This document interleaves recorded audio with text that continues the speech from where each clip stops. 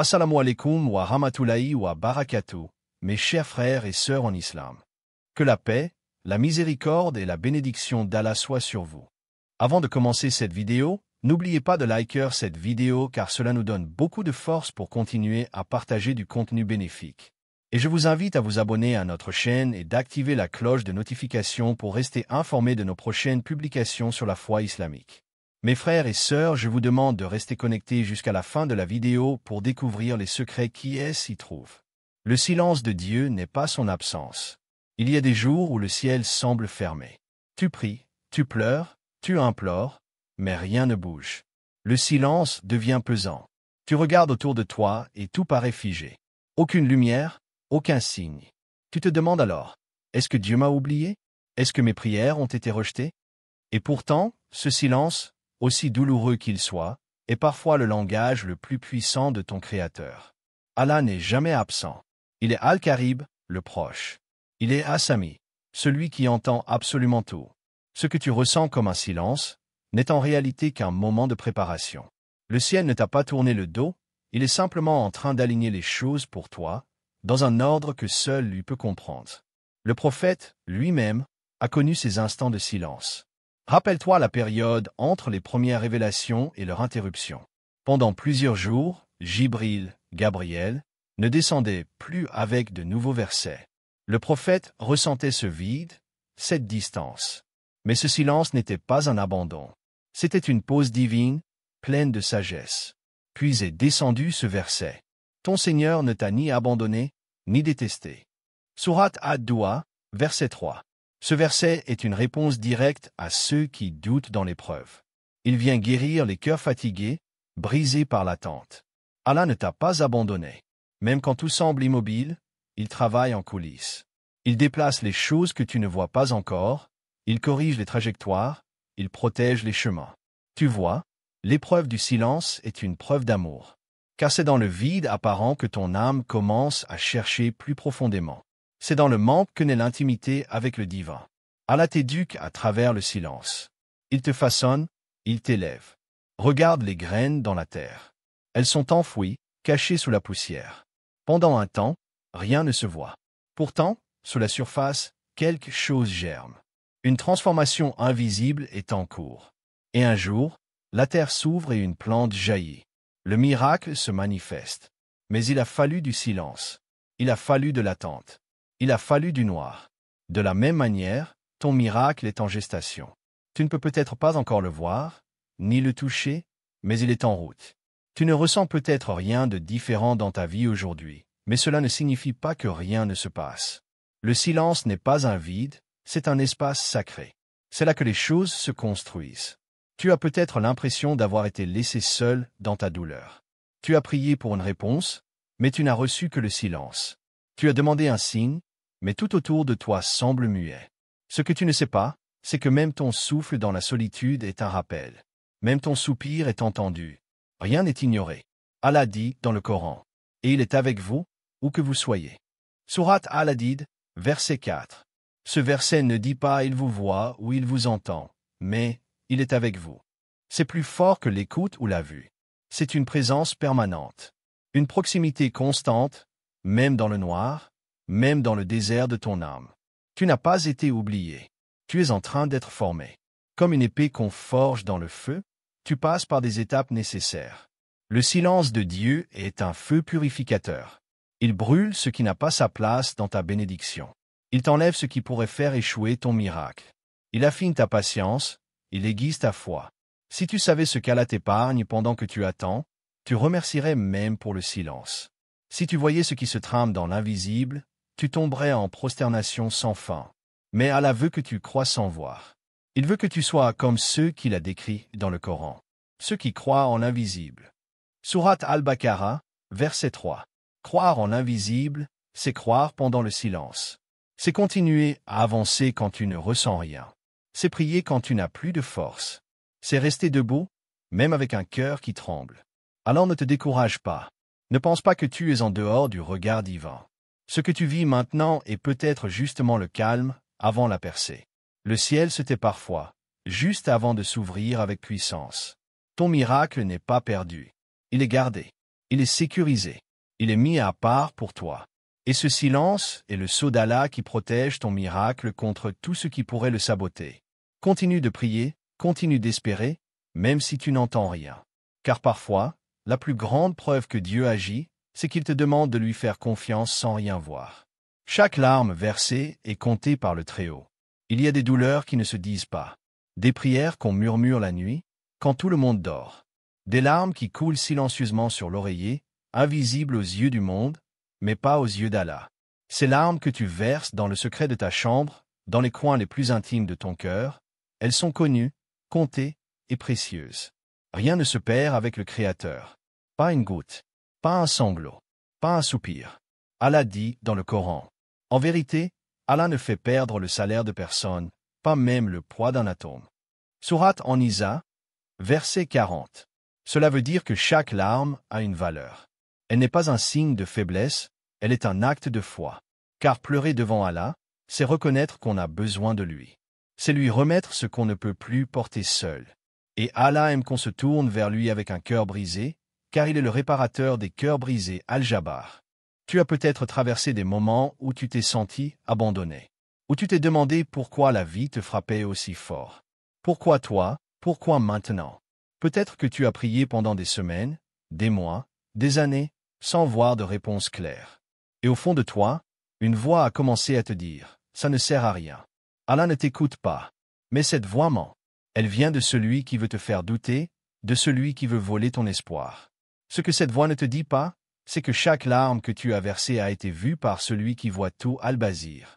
Tu te rappelles de Hajar, l'épouse du prophète Ibrahim, que la paix soit sur lui, seule avec son enfant dans le désert. Elle courait entre deux collines, désespérée, à la recherche d'eau. Elle pleurait, elle criait. Personne ne venait, mais Allah la voyait.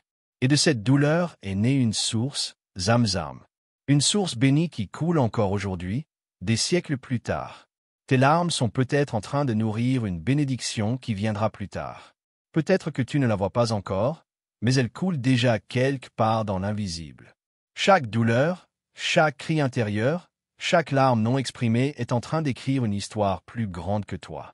Le prophète Mohammed a dit « Il n'y a rien de plus aimé d'Allah qu'un serviteur qui pleure par crainte de lui. » Ces larmes-là sont précieuses. Elles purifient, elles lavent l'âme. Elles font tomber des fardeaux que personne ne comprend sauf Allah. Tu vois, quand tu pleures devant les gens, tu cherches du réconfort. Mais quand tu pleures devant Dieu, tu trouves la guérison. Car Allah est plus proche de toi que ta propre veine jugulaire. Il connaît la cause exacte de ta douleur, même celle que tu n'arrives pas à mettre en mots. Et il ne faut pas croire que tes pleurs sont une faiblesse. Non, pleurer devant Allah, c'est un acte de force. C'est un cri silencieux qui dit « Je crois encore, malgré la douleur. Je suis encore là, même si je suis fatigué. Je continue de me tourner vers toi, parce que je sais qu'il n'y a que toi qui peux me relever. » Souvent, les moments les plus puissants spirituellement ne sont pas ceux où tu sens une énergie forte, mais ceux où tu es à bout, et que malgré cela, tu continues d'invoquer. Là, tu touches au vrai abandon entre les mains du tout miséricordieux. Allah dit dans le Coran. Ne pense jamais qu'Allah est inattentif à ce que font les injustes. Sourate Ibrahim, verset 42. Et cela s'applique aussi à ceux qui t'ont blessé, à ceux qui t'ont trahi, à ceux qui ont méprisé tes douleurs. Ne pense pas qu'ils ont gagné. Allah voit tout, et il agit au moment parfait. Toi, reste dans la sincérité, reste dans l'adoration, reste dans l'endurance. Les larmes d'une personne pieuse ne sont jamais inutiles. Elles sont un langage que seule la miséricorde d'Allah comprend pleinement. Tu peux même oublier les larmes que tu as versées, mais Allah, lui, ne les oubliera jamais. Rappelle-toi cette promesse du prophète. Aucun chagrin, aucune tristesse, aucune douleur, même la piqûre d'une épine, n'atteint le croyant sans qu'Allah ne l'efface de ses péchés. Tu ne perds jamais quand tu souffres en restant fidèle à Allah. Tu gagnes à chaque instant. Tu avances vers lui à chaque larme. Alors aujourd'hui, si tu ressens encore ce poids en toi, si tu es en train de pleurer en silence, sache que tu n'es pas seul. Ton Seigneur est avec toi. Il est en train de faire grandir en toi une force, une lumière, une foi qui va porter du fruit au bon moment. Continue de prier. Continue de pleurer si tu en as besoin. Mais ne t'arrête pas, car ce qui te semble être un échec est peut-être en train de devenir le point de départ de ton miracle. Tu ne vois peut-être pas encore le changement, mais chaque larme est un pas vers la délivrance. Et un jour, tu regarderas en arrière et tu comprendras que ces pleurs étaient en réalité le langage silencieux de la foi, qui appelait ton miracle vers toi. Le timing divin est parfait, même quand le tien s'impatiente. Il y a dans le cœur humain une horloge, une attente intérieure, une espèce de calendrier invisible sur lequel on inscrit nos désirs, nos prières, nos espoirs, et souvent, sans même nous en rendre compte, nous fixons à Dieu des échéances. Ya Allah, d'ici la fin de cette année, Ya Rab, avant le mois prochain, je veux que ce problème soit résolu. Mais ce que nous oublions, c'est que le temps d'Allah n'est pas notre temps. Lui, il est hors du temps. Il voit l'ensemble quand nous ne voyons qu'un fragment. Il sait ce que nous ignorons. Et ce que nous appelons un retard est parfois un mécanisme divin de protection, d'éducation ou de transformation. Combien de fois as-tu été frustré, déçu, blessé par un non ou un pas encore? Et combien de fois, plus tard, as-tu compris que ce délai était en fait un immense cadeau? Si Allah t'avait donné ce que tu voulais au moment exact où tu le voulais, cela aurait pu te nuire. Cela aurait pu te détourner de lui. Ou cela aurait pu arriver alors que tu n'étais pas encore prêt. Dans le Coran, Allah dit, « Mais il se peut que vous détestiez une chose alors qu'elle est un bien pour vous. Et il se peut que vous aimiez une chose alors qu'elle est un mal pour vous. Et Allah sait, tandis que vous ne savez pas. » Sourate Al-Baqarah, verset 216. Cette parole est un baume pour chaque cœur impatient. Un rappel que le retard apparent est souvent une sagesse voilée. Ce n'est pas un oubli. Ce n'est pas un rejet. C'est une réponse différente. Une réponse qui vient au moment exact où elle apportera le plus de bénéfices à ton âme. L'histoire du prophète Youssouf, paix sur lui, est une leçon profonde à ce sujet. Jeté dans un puits, vendu comme esclave, emprisonné injustement pendant des années, on aurait pu croire que sa vie n'était qu'injustice et perte de temps. Mais en réalité, chaque étape, même la plus douloureuse, faisait partie du plan divin. S'il n'avait pas été jeté dans le puits, il ne serait pas arrivé en Égypte. S'il n'avait pas été emprisonné, il n'aurait pas rencontré les gens qui allaient plus tard parler de lui au roi. Et s'il n'avait pas patienté, il n'aurait jamais été élevé à la position de dirigeant. Chaque instant était minutieusement orchestré. Rien n'était en trop. Rien n'était en avance. Tout était à l'heure. Alors d'Allah. Alors toi aussi, peut-être que tu es dans une phase du puits. Ou une phase de la prison. Une période obscure où rien ne semble bouger, où tu as l'impression que tes efforts ne produisent aucun fruit. Mais souviens-toi, le silence d'aujourd'hui prépare l'éclat de demain. Ton miracle est peut-être en train de se tisser dans l'invisible. Tu ne le vois pas encore, mais il avance vers toi. Peut-être qu'Allah est en train de changer certaines personnes, certaines circonstances, de déplacer certaines montagnes, avant que ton miracle n'arrive. Il ne te prépare pas seulement à recevoir, il prépare aussi le terrain pour que tu reçoives dans les meilleures conditions. Parfois, ce que tu vis est une préparation intérieure. Allah te rend plus fort, plus sage, plus humble, plus spirituel. Il nettoie ton cœur de certaines illusions. Il t'enseigne à t'attacher à lui seul. Car s'il t'avait donné ce que tu demandais au moment où tu le voulais, tu aurais peut-être pensé que cela venait de toi, ou du hasard, ou des gens. Mais quand l'attente devient longue, et que malgré tout, la bénédiction arrive, tu ne peux dire qu'une seule chose, c'est Allah. Et uniquement Allah. Le prophète Mohammed a dit, « Sache que si toute la création se réunissait pour t'apporter un bien, elle ne pourrait te l'apporter que si Allah l'a décrété pour toi. Et s'il se réunissait pour te nuire, il ne pourrait te nuire que si Allah l'a décrété contre toi. » Hadith authentique, rapporté par At-Tirmidhi. Cela signifie que ton miracle ne dépend ni du temps, ni des gens, ni des circonstances, il dépend uniquement de la permission d'Allah. Et cette permission arrive toujours à l'heure, même si elle ne correspond pas à ton horloge intérieure. Peut-être que tu vis ce moment où tu te dis « Je n'en peux plus d'attendre ». Et c'est humain. L'attente use. L'attente fatigue. Mais dans cette fatigue même, Allah t'enseigne la reliance, la soumission, l'espérance profonde. Il purifie ton intention. Il ancre ta foi. Car il y a une immense différence entre celui qui adore Allah pour recevoir quelque chose et celui qui l'adore même quand il ne reçoit rien. Ce dernier est aimé d'Allah d'un amour spécial. Il a atteint un niveau rare. Il adore pour Allah seul, pas pour un résultat. Et c'est souvent au moment où tu t'abandonnes complètement, où tu n'espères plus que lui, où tu lâches prise, que le miracle arrive.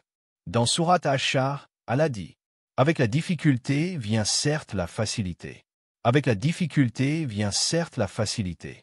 Sourate Al-Inshirah, versets 5 à 6. 2 fois. Comme pour insister.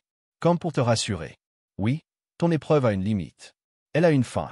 Et derrière, elle se cache une facilité sur mesure, une ouverture divine. Pas une facilité quelconque, mais celle qui te sera exactement adaptée.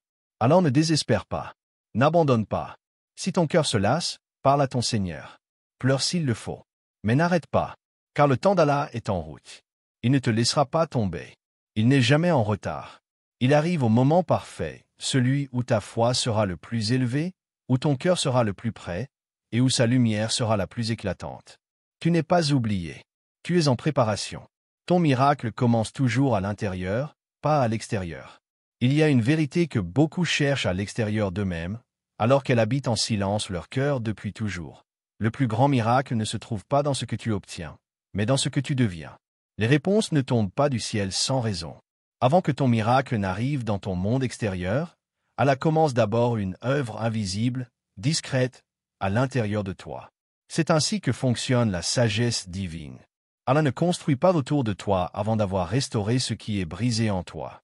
Il ne t'élève pas tant que ton âme ne s'est pas inclinée devant lui.